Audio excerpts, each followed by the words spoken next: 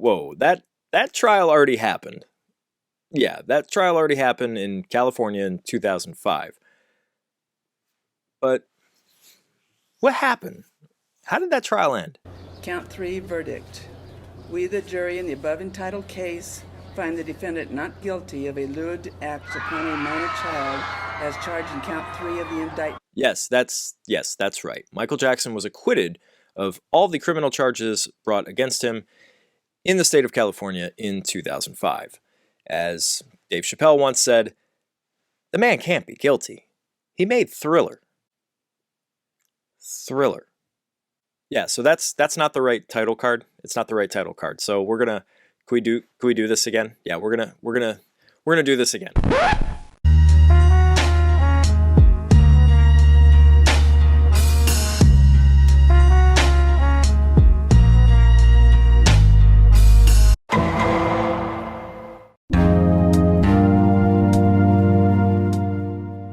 We are on the record.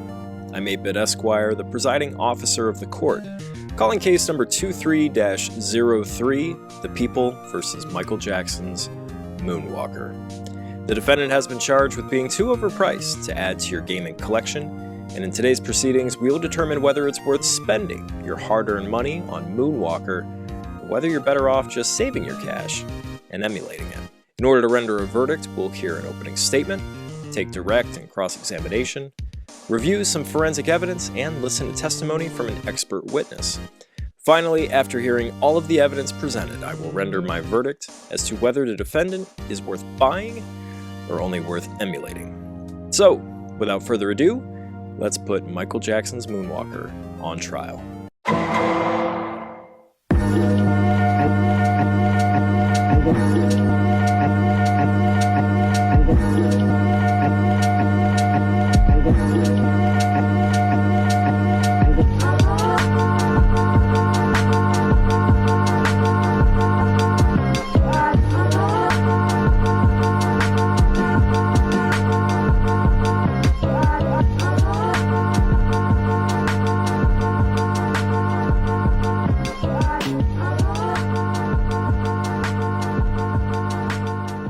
The year was 1988, and I was 5 years old. The Nintendo Entertainment System was king in every household in the United States, especially mine. By that point, Mega Man 2 had already cemented its place as my favorite video game, and I was eagerly anticipating the release of Super Mario Bros. 3, which, at that time, was being teased relentlessly by Nintendo in every monthly issue of Nintendo Power.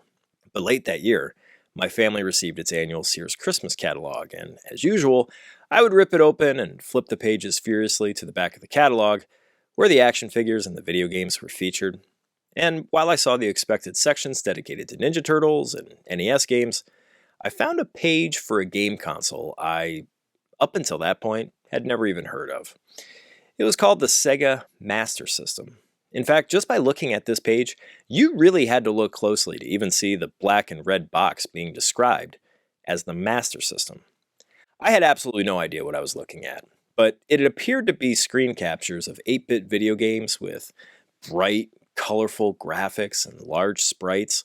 Some of these games even looked better than what I was used to seeing on my beloved NES. I brought the catalog to my mother, of course asking her if I could have this obscure system for Christmas, and I recall her looking at the page with a puzzled stare. After a few moments, she looked back at me and said, "Well, you already have a Nintendo. Why would you want another one?" And I don't know, maybe she was right. Maybe this was just another Nintendo, and I already had a Nintendo. I would venture a guess that this is how many American kids were introduced to Sega, just sheer confusion. The Master System had no market presence whatsoever, and as I said in case number 23-01, the word Nintendo had become synonymous with video games to all parents in the late 80s and early 90s. Sega never really had a chance for success here, especially with Nintendo's unfair trade practices with consumers and restrictive licensing agreements with publishers. To say Sega had an uphill battle in the United States would be an understatement. What is this? What is this? What? Come on, Guardian. Really? Okay, to say Sega had an uphill battle in North America would be an understatement. You happy now? Canadians. In order for Sega to grab the attention of Americans and Canadians, it would take a Herculean marketing effort, not yet seen in this industry, to get our parents to understand that Sega wasn't really a Nintendo in a funky black and red box. Genesis does. 16-bit arcade graphics. You can't do this on Nintendo. Genesis does. 16-bit arcade action. You can't do this on Nintendo. Genesis Does. Genesis Does. Genesis Does. Genesis Does. Genesis does. 16-bit arcade hits. You can't do this on Nintendo. Genesis does. What Nintendo don't. Sega's new console was called Genesis. They knew the Master System never really happened in North America, and this new 16-bit system would be where Sega begins, or its genesis, in North America. Sega went on the offensive in an aggressive marketing campaign, signing endorsement deals with some of the biggest names in sports. There was Super Bowl champion Joe Montana, World Series champion Tommy Lasorda, NBA champion Pat Riley, World Heavyweight champion James Buster Douglas, and Formula One champion Ayrton Senna. Sega also signed a licensing deal with Marvel to develop a Spider-Man game. It was readily apparent what Sega was trying to do to set itself apart from Nintendo. Sports games and games featuring licensed IPs weren't always the strongest entries in Nintendo's lineup. And sure, there were exceptions to that rule, but fast-moving sports games were limited by Nintendo's aging 8-bit hardware. But with the Genesis, consumers were getting their first taste of 16-bit sports and arcade action. I remember seeing early print advertisements proudly featuring these sports games and home ports of great Sega arcade games. But then there was Moonwalker. Moonwalker was prominently displayed front and center in these advertisements, usually with nothing more than a photo of the theatrical poster. I remember one ad in particular calling the game a music video. I always wondered what a Michael Jackson game would be like. Would it be a dancing simulator? Would you be tasked with creating a music video? Would you craft a musical arrangement? Little did I know that Michael Jackson's Moonwalker would kind of be like Shinobi meets the King of Pop. And not only would Moonwalker be the first video game featuring a musician, it would be, in my opinion, one of the best early releases for Sega's new console.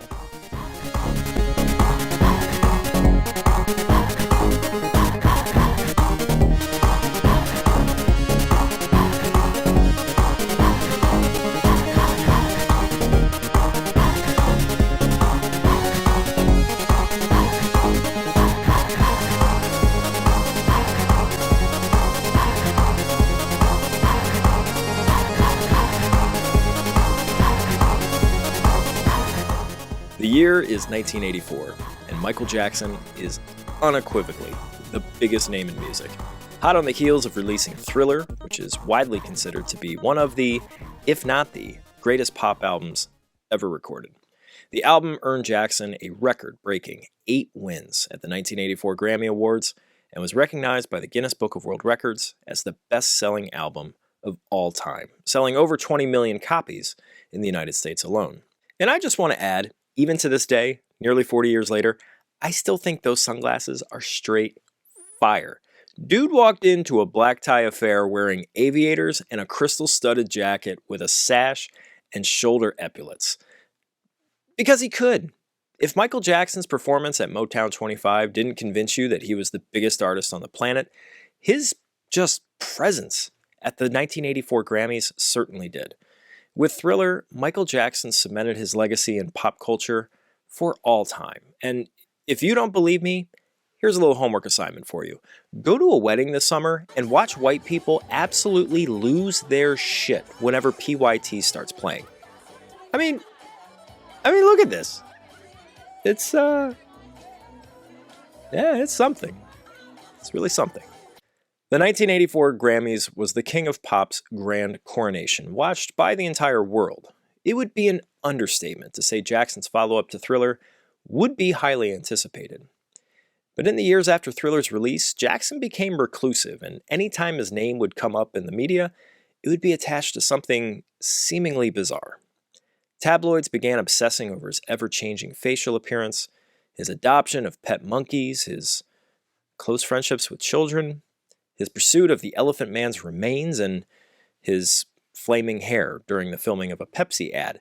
And really, this media scrutiny was relatively benign when compared to what would come decades later. Legend has it that this scrutiny, coupled with the overwhelming success of Thriller, caused Jackson to write 100 million on his bathroom mirror, motivation for his next album to sell over 100 million copies. That next album, Bad, was released in the summer of 1987, having taken 2 years to record. The album never reached 100 million in sales as Jackson had hoped, and when compared to Thriller, it's an inferior record. Because, of course it would be. Most records are inferior when compared to Thriller. However, to promote the album, Jackson began production of a musical anthology film, Moonwalker, named after the infamous dance move Jackson performed at Motown 25 in 1983. The film is essentially a collection of short films and music videos from Bad singles. It starts off with a music video for Man in the Mirror, and later includes the video for Leave Me Alone, Jackson's response to the media circus that seemingly always followed him. In making this video, I sat down and watched this film in its entirety, and honestly, despite being nearly 40 years of age, I'd forgotten just how much of a big deal Michael Jackson was at that time. The film offers a 10-minute retrospective on his entire professional life, back from when he was a small child with the Jackson 5 to his rise to infamy in the 1980s. The film itself is objectively terrible, and the short films prominently featured children are really hard to watch now in 2023, given the accusations levied against Jackson over the years to come. But the real highlight of the film comes at the end, which is an extended production of the music video for Smooth Criminal, a song that absolutely, unequivocally, to this day, still slaps. This extended production would later serve as the backdrop for Sega's game. The Smooth Criminal section stars Jackson playing himself, and Joe Pesci, of all people, starring as the criminal overlord Mr. Big. Mr. Big wants to get kids around the world addicted to his drugs and has hired machine gun touting foot soldiers to accomplish this goal. It's a really weird premise. It's essentially Nancy Reagan's wet dream. Segments of the Smooth Criminal video are played, intertwined with some semblance of a plot.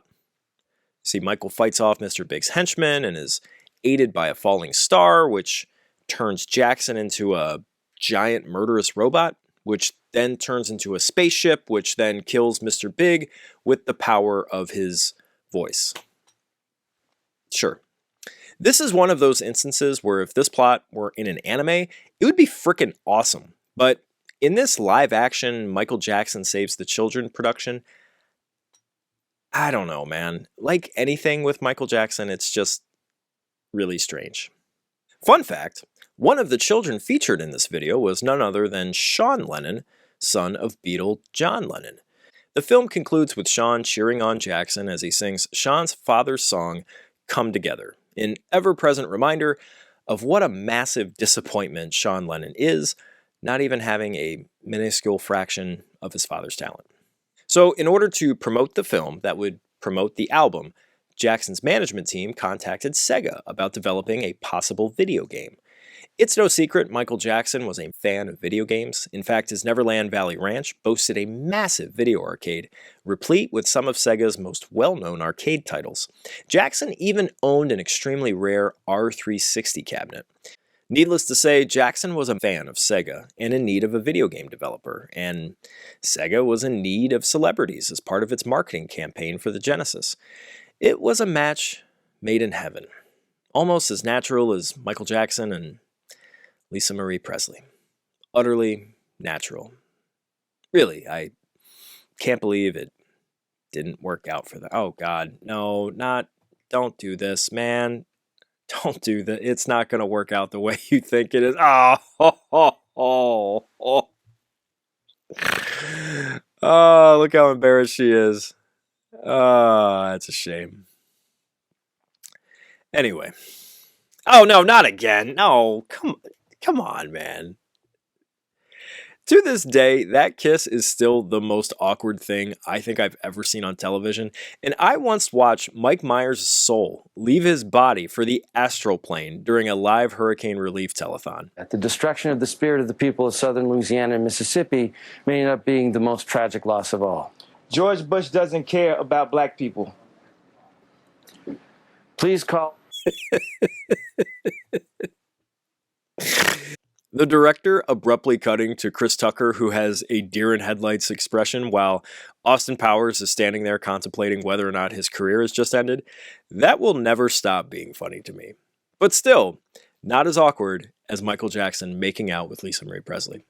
Although that said, Michael Jackson is actually the second weirdest dude Lisa Marie Presley ever married. Anyway, 2 different games were developed in order to promote Moonwalker. First was Michael Jackson's Moonwalker, the arcade game, an isometric shooter with support for up to 3 players, developed internally by Sega R&D 1 on Sega's System 18 arcade hardware. This is the same team and hardware responsible for the development of Alien Storm and Shadow Dancer before it. This game is actually pretty good and a lot of fun with 2 other players. The sprites are bright and colorful, and Jackson's choreographed special moves are really well animated. Each stage is introduced with comic book style panels. Jesus! God, that gets me every friggin' time. Sorry. In typical Sega arcade fashion, this game plays really well, and if you have a MAME setup, I'd recommend giving this one a spin. Damn! Stop it! God. But really, you didn't click on this video for Michael Jackson the arcade game. You came here for today's defendant, Michael Jackson's Moonwalker on the Sega Genesis. This game was the first in a wave of video games starring musicians in the 1990s. Who can forget Revolution X with Aerosmith, Crew Ball with Motley Crue, Make My Video featuring Marky Mark and the Funky Bunch, and Shaq Fu. Oh, did you forget Shaquille O'Neal was a musician? Because I sure didn't. Well, it's the roughneck Hooper. Hang with Mr. Cooper. Get your pooper, scooper, trooper, cause I'm super duper.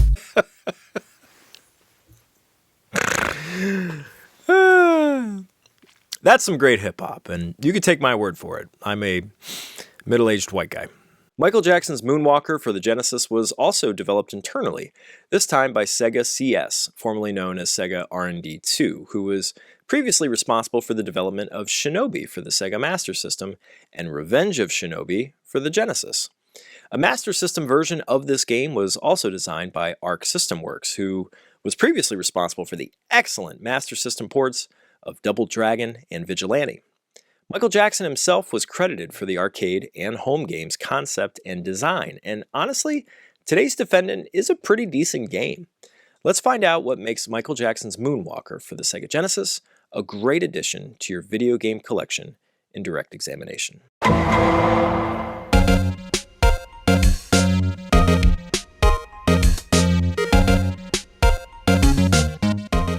Let's take a look at the box first. I've always been a sucker for early Sega Genesis case design. Really, it's just the inverse of what Sega did with the Master System. Instead of a black grid pattern on a white backdrop, we have a white grid pattern on a black backdrop. And you know what? It really works. It just looks so much better. Despite being an early Genesis game, Moonwalker actually sports the redesign of this black grid case, where the initial design only featured the grid in the lower third of the case on the earliest Genesis games.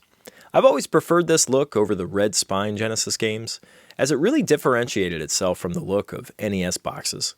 The black borders and the rigid plastic clamshell case was a brilliant design choice, as it told consumers the Genesis was for serious gamers only, not that kiddie Nintendo stuff. The black and white manual is really nothing special, except for the inside cover explaining the plot. Mr. Big is a psycho mastermind who is wiping out love on our planet. He and his goons are kidnapping every child on Earth. Mr. Big plans to brainwash all these innocent children and turn them into his slaves. No one knows how to stop him until superstar Michael Jackson, the champion of love and peace, takes charge, Be Michael and save our precious planet from falling into the nasty grasp of Mr. Big. Okay, lots to unpack there. Yeah, but we should move on. Like the arcade game, the Genesis version of Moonwalker has really bright, large, detailed sprites. Unfortunately, those neat comic book style panels of the arcade game are gone, but each act gives you a cool and sometimes hilarious introduction. While the sprite work is impressive, I think I'm more impressed by the game's animation. Despite being more limited than the System 18-based arcade game, the Genesis version really captures the look and feel of Jackson's dance moves. Michael even walks with such fluidity. The choreographed special moves really capture the look of the dance routines in Jackson's classic music videos. The gameplay is also a real highlight here. The levels are split up into 3 acts, with each level offering a unique setting. The first level is Club 30 from the Smooth Criminal video. Level 2 is the city streets outside of Club 30. Level 3 is a spooky forest. Level 4 is a rocky cavern. And the last level is Mr. Big's high-tech hideout. In each act, Michael has to find all of the missing children hidden around the stage. You'll be opening doors, trunks of cars, bushes, tombstones, exploring caves, and using teleporters to find these kids. But sometimes, searching for a child could actually lead to an enemy surprise attack or an exploding CRT television. Remember to discharge your tubes, folks. Michael's primary attack is a kick move that shoots off magic stars. Michael can even perform a powerful spin move, which you can also use to have Jackson throw his fedora. Michael can also perform aerial and crouching punches, in addition to a jumping attack and sliding down staircases. Jackson can even perform his signature moonwalk by holding down the B button and walking in the opposite direction. The move serves no actual purpose other than looking really cool. And because the game is so well animated, it does look really cool. Using Jackson's special spin move, though, will drain your health bar, and the size of your health bar actually determines the strength of your attacks. A full health bar means your attacks cause the most damage, and by rescuing a child, Michael's health bar goes up. By using magic or taking damage, the health bar goes down. Take enough damage, and Michael's attacks lose their magic, and eventually you die. In each act, you have a certain number of children to rescue, who all look like Katie from the Moonwalker movie. After finding all of the Katies in the act, you're greeted by Michael's pet monkey, Bubbles, who flies in on a magic star and perches himself on your shoulders. Bubbles then points you to where you need to go to find Mr. Big at the end of every act. Mr. Big will enter the screen, talk some bad guy smack talk, and then you are subjected to the act's end boss, which is typically a quasi-horde mode of all the bad guys you just fought in the level. Now, when you have a large number of bad guys on the screen, this is where it's fun to perform Michael's special attack.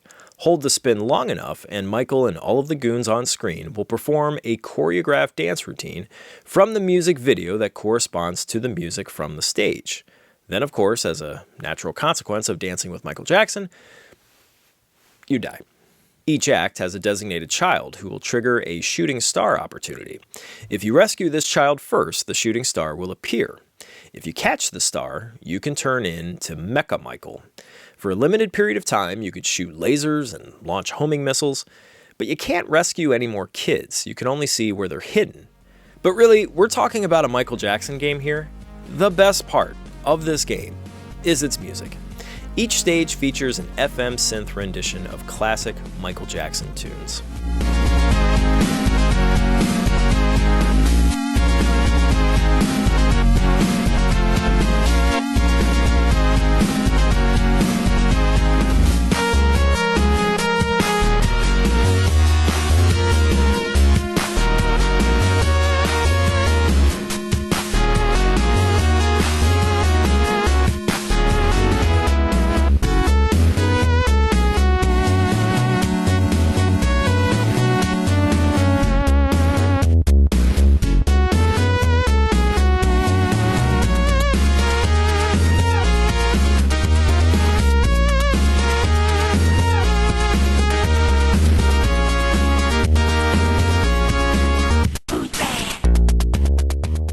tunes sound awesome on Genesis sound hardware, and if you ever find yourself in a heated Twitter argument over whether the Genesis or the SNES had superior sound, Moonwalker provides a fairly compelling argument for all of the Sega fanboys out there.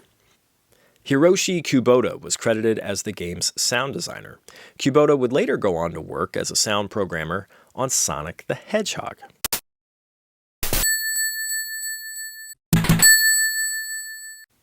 Huh. How about that? Michael Jackson's Moonwalker is actually a pretty fun game, and I would even go so far as to rate it in the high B to low A tier in the Genesis's lineup. But it's obviously not without its flaws, and we'll discuss those in greater detail in cross-examination.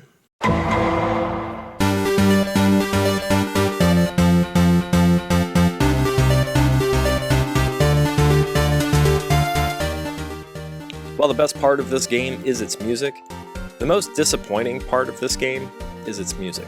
Specifically, Stage 3. It's set in a dark, spooky forest ripe with tombstones, empty graves, and a never-ending supply of zombies who are out to kill you. You know, thinking about Michael Jackson's catalog, I mean, what would be the perfect song to go with this level? Oh, man, I'm really struggling here. Dude, come on. Yeah. Yes? Another part of me. Yeah.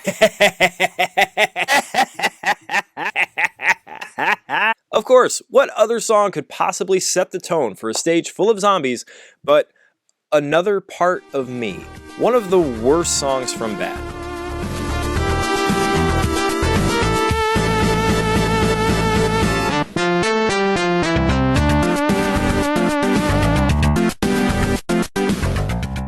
Obviously, anyone who has ever played this game has felt the letdown of not hearing Thriller during this level. Evidently, the song could not be included in the game simply because Michael Jackson didn't write it. It was written by English songwriter Rod Temperton, who also wrote a few singles from Jackson's first solo album, Off the Wall. Thriller was originally supposed to be included in the game, but months before launch, the decision was made to pull Thriller from the soundtrack, as Sega's license only included music written by Michael Jackson himself. Another Part of Me was selected to fill the void left behind by Thriller. This is complete conjecture on my part, but I'm guessing the song was picked because of its similar synth-heavy chords shared with Thriller.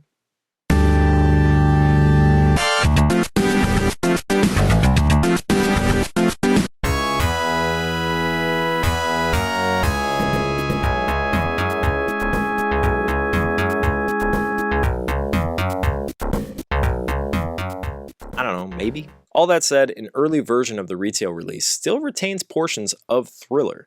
These can be accessed during Jackson's special move, with each act playing a separate portion of the song.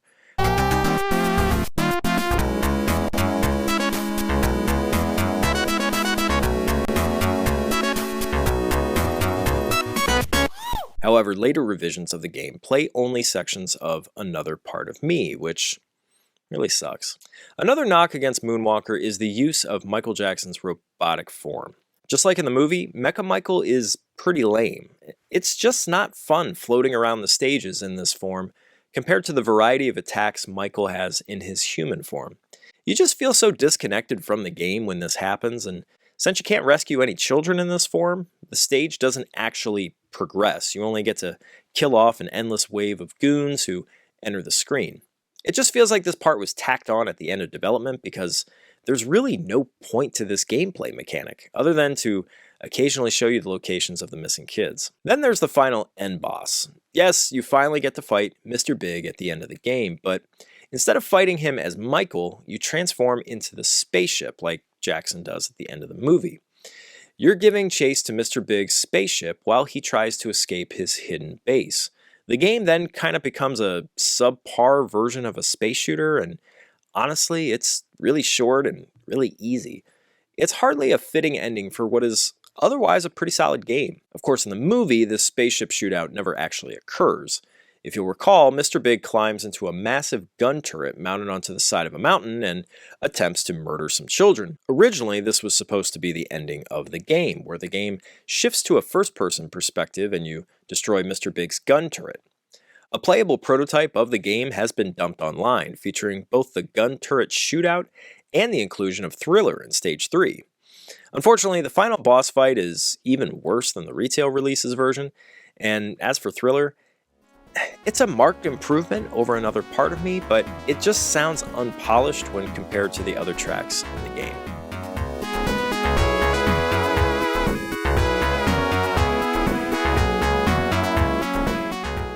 Finally, let's talk about the elephant in the room. I mean, don't be surprised to get some weird looks from people when they discover that you have a Michael Jackson game in your collection. When this game was released in 1990, Michael Jackson was the king of pop. He was unquestionably renowned for being the biggest name in music and an electrifying live performer, beloved around the world.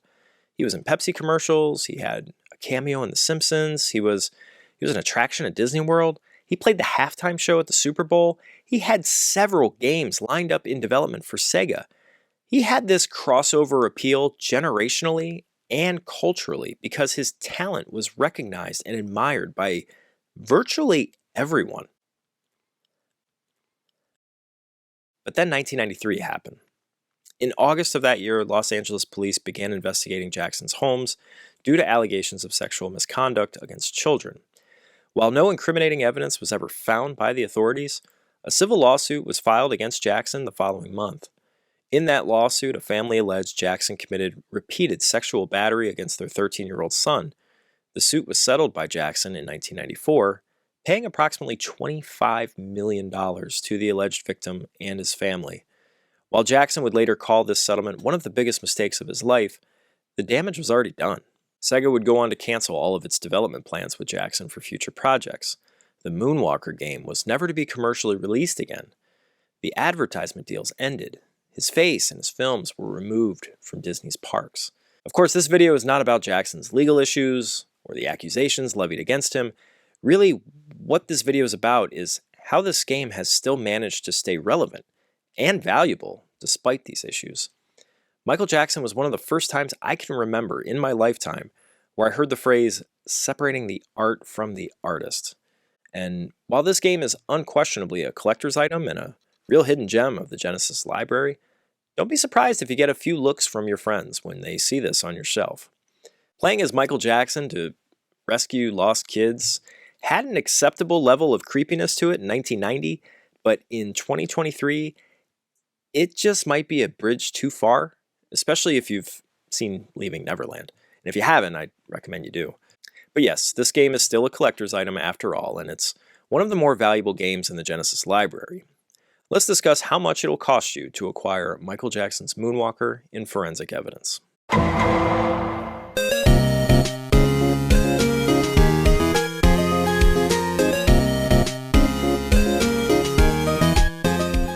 Michael Jackson passed away on June 25th, 2009, and even the circumstances surrounding his death became a media circus. But as a result of his passing, Moonwalker shot up in value. According to PriceCharting.com, a loose copy of Moonwalker would cost you under $20 in June of 2008, the year prior to Jackson's death. But after he passed, a loose cartridge rose in value to over $50. Today, a loose cartridge is valued at nearly $62, with a complete in-box copy of Moonwalker valued at over $155. And this is pretty consistent with what I've found on online auctions in making this video. Interestingly enough, PAL versions of this game fetch about $60, complete in box, significantly less than the North American release. If we're talking about the North American release, that's quite a bit of money for a single game. So let's find out what the Moonwalker experience is like in emulation.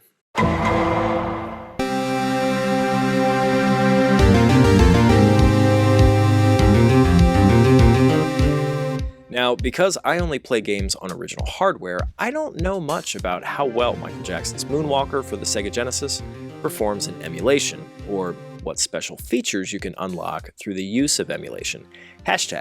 #emulation is for quitters. While Michael Jackson is unquestionably the king of pop, one can certainly argue Bob from Retro RGB is the king of retro gaming. In 2012, Robert Neal launched RetroRGB.com, a website comprised of invaluable information related to retro gaming hardware, software, emulation, modifications, peripherals, and audio-video equipment.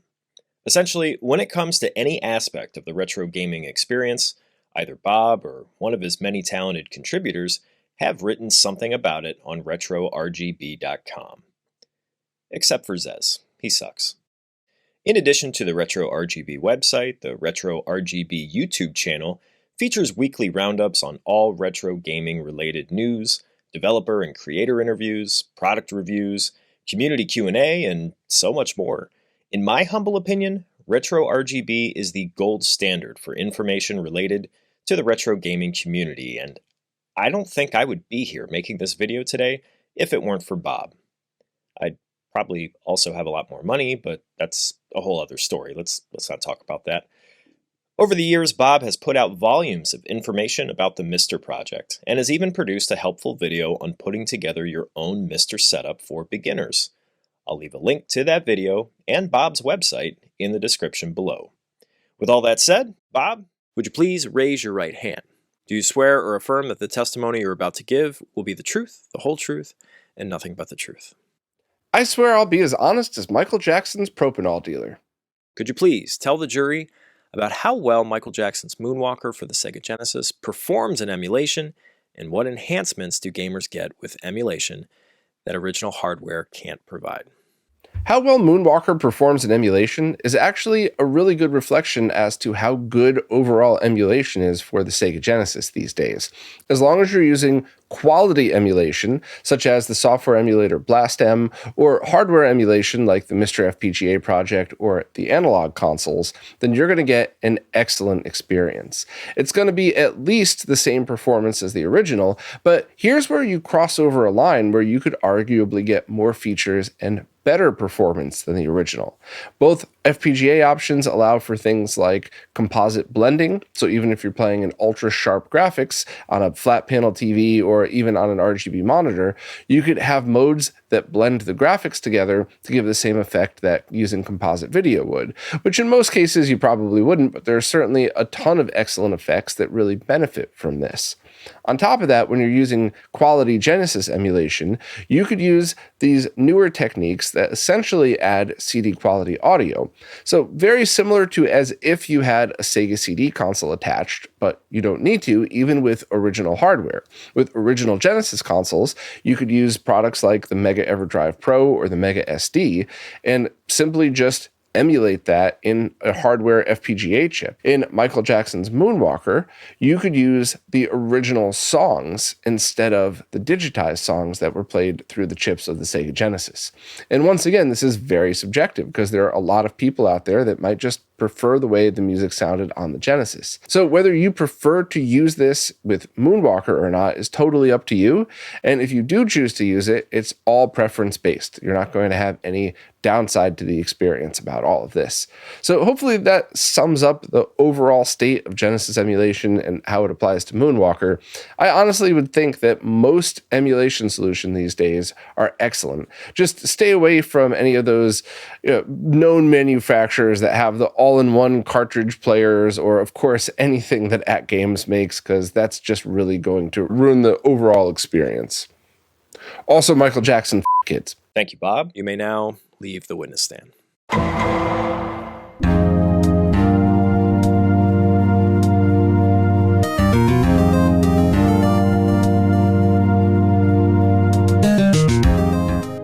Michael Jackson's Moonwalker has been charged with being too overpriced to add to your gaming collection. Is it guilty or innocent of this charge? After reviewing all of the evidence, I have reached a verdict. It is this court's verdict that Michael Jackson is guilty. No. It is this court's verdict that Michael Jackson's Moonwalker is guilty. At over $150 complete in box and over $60 for a loose cartridge, I can't recommend purchasing Moonwalker. Sure, it's a decent early Genesis title with fun gameplay mechanics, excellent animation, and killer Genesis chiptunes of classic Michael Jackson songs, but with the exclusion of Thriller, its lousy boss battles, and the general creepiness of rescuing missing children as Michael Jackson, I just can't recommend spending the steep price tag necessary to acquire this game. But with emulation, you could play the game for free and, most importantly, access the MD Plus patch of Michael Jackson's Moonwalker, where you can hear genuine Michael Jackson tracks while fighting off Mr. Big's waves of goons, including Thriller. That in of itself is reason enough to say, when it comes to Michael Jackson's Moonwalker, just emulate it. That concludes our trial today. Join us next time for case 23-04, The People versus Professional Video Monitors. I'm 8-Bit Esquire, and until next time, court is adjourned.